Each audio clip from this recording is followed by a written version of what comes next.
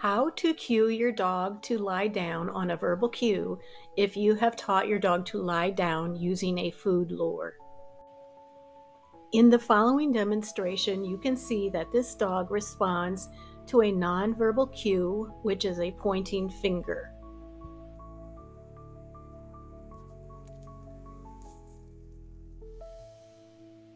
If you want to teach your dog to lie down after you say down without a pointing finger or other hand gesture, you would use a simple procedure.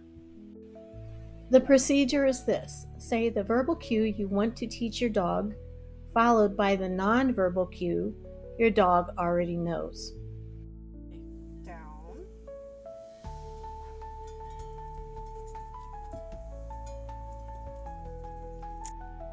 In the preceding example, I instructed the trainer to count to 2 in her head before giving the hand signal.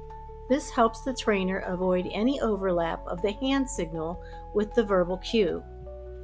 It's important for the verbal cue and the nonverbal cue to not overlap.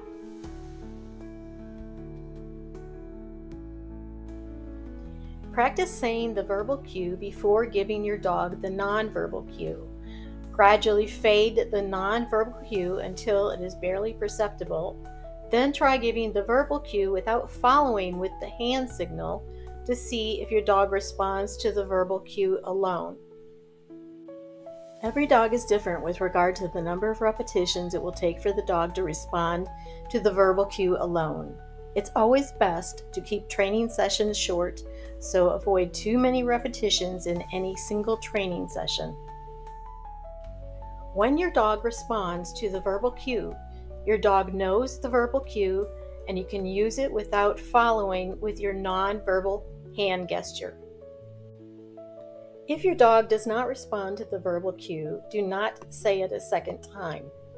Continue to practice the procedure and try again after more repetitions on another day. Once your dog is responding to your verbal cue for down, you can just say down to cue your dog to lie down. You will no longer need to prompt your dog to lie down with a nonverbal hand gesture. Here. Thank you. Sit. Eva, down. Good.